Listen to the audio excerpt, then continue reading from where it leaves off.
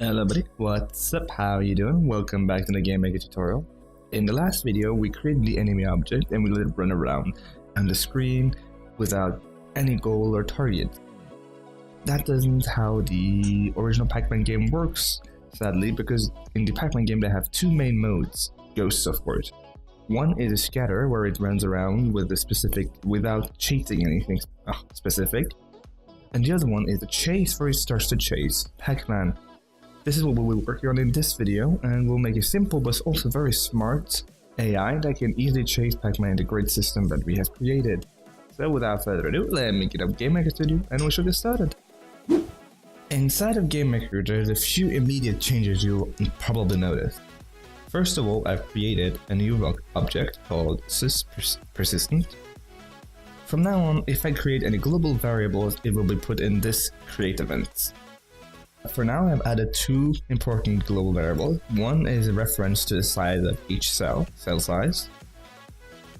And the second one is the grid that the enemy uses to check whether or not it can go somewhere on the screen. I will show you what I mean in just a second. So, if you just do enemy grid draw enemy grid that we have, you will now be able to see here all the valid and invalid position on the screen. The red one's invalid for it to walk on and the green one is valid.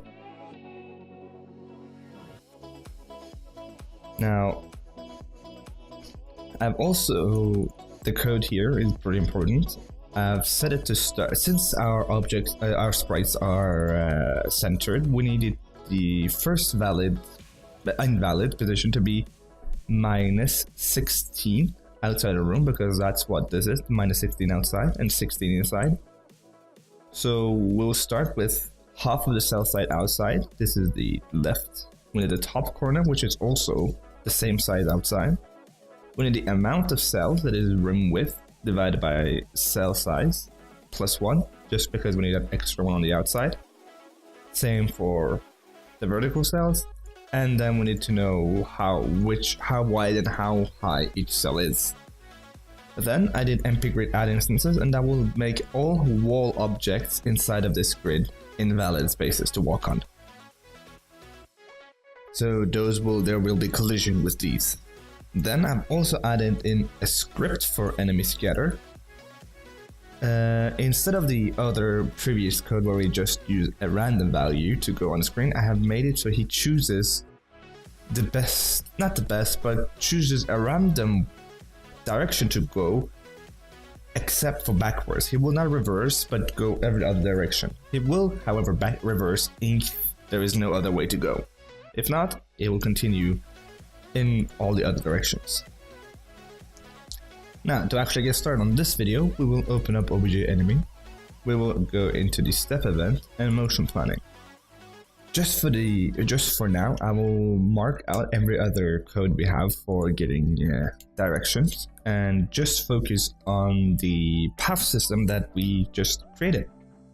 So the path system will require you to, first of all, add one. So we'll call it my path and set it equal to path. Then we need to check if there is a valid route from the current position of the object to the position of the target, which we actually need to initialize in here. Oh, here, already have it. Target equals original player. And then to use that, we need to go np grid effectively as path, add it to enemy grid. The path ID will be my path. The X star will be our X position, Y star will be Y position, the goal will be target X and target Y, and allow diagonal will be false. We do not want it to go diagonals.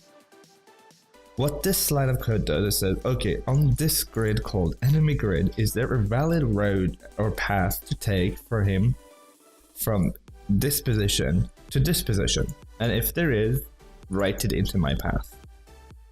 So if we now do path start, call it my path speed of move speed, and action of path reverse stop. This will base this, oh no, path action stop, sorry. This will be what it does when it reaches the end of the road. Absolutely will put it to false. Doesn't really matter here, we'll just put it for false. If you press start now, there we go. If we just stay still here, you will see he changes direction and follows after me. But one thing that I really dislike about this code is the fact that he is cutting corners. You see him going slightly through the walls. And you see you've never seen something like this in, for example, the original games. So to avoid this, we'll have to do something a little bit different. We want to check the next point on the path, because paths are basically points. We want to check the next point on the path that we have to travel to. And we want to see if and we want to use that to determine which direction to turn. And then we will just use our original switch on direction. So we'll first have to get a temporary variable saying to get the next x point. So like x, my path x, no, 1 I mean.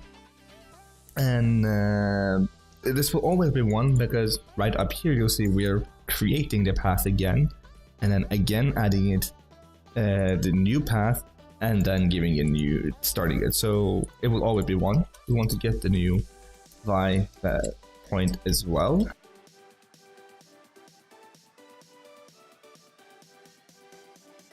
And then from here it's pretty easy to get forward. From here, we will always know that on this path, the points will either be on a different x value or a different y value. It will not be both at the same time. So we can just do a very, very simple if statement here. Since if xx is bigger than x, that means that we want to, or we can just do it easier like that. So if x is less than xx. That means that xx is greater, our target is on a greater x value, so we want to set it to 0, because 0 is equal to right, if you remember. Then we will see else if x is greater than xx, which means that we need to go left now, and that was 2. So if the x values are not different, then it's equal, which means that the y value is different. So if y is less than yy, which means that yy is greater, then we have to go down. Let's just do the other way around, just for simpleness. So this will be up, and then if not, y is less than yy, and set it to down. Just for simplicity's sake.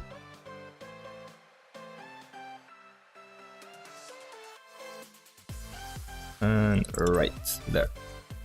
And then after we're done with this, we want to stop the path, so it's non-continue, and then we don't need it, we can delete it.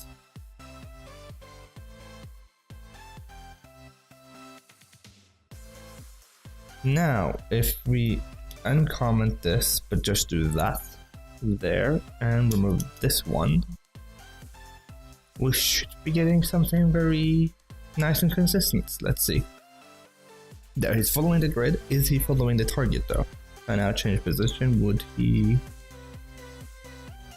follow me? Seems like it. Reaches me, goes past, and come back again. Yep. And there we go. That's the follow code. Now to clean it up a bit, because this is a huge mess, I will be copying this and adding it to another script. We'll call it scr enemy chase. Paste it in, and I'm going to use that. Like so.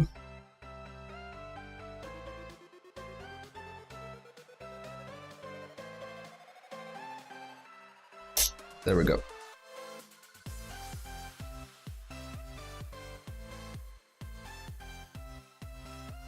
So we can just write scr enemy chase. And I'll also do scr enemy direction. And I copy this. There we go. And in here I'll put this whole switch statement.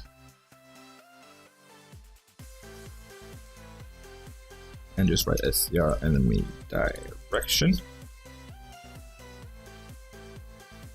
And we should still be having the exact same result. And here's the finished product. As you see, no matter where I am on the map, the enemy object will be following me, always taking the shortest direction. This is not exactly how each and every ghost works in the original game. They have a little bit of a different behavior for each ghost. They have different targets that they follow, if you want to call it. But that's a video for another time. For now, you'll see it always chasing me without ever stopping, and we will, in the next video, probably take care of something called state machines. Better explanation next video. So, if you like this video, make sure to give it a like, and if you would love to see this kind of content in Game Maker Studio, then subscribe, and I'll be regularly posting videos about different tutorials, especially in this series. If you have any idea what we can do in the future, like videos or whatever we actually can think, something you want to see a tutorial on, something you think I did bad, make sure to write down in the comment section or on Facebook and Twitter. You'll probably see that on screen by now. I have now currently created a website with written tutorials for those that want to read these at their own pace. You'll find that in the description as well. And I've also started a Patreon campaign to be able to go full-time with YouTube and teaching you how these kind of on Game Maker Studio in general. So if you think that's something interesting and you would love for me to create more content more regularly, you can find me on my Patreon. But until next time, good day and have a great day.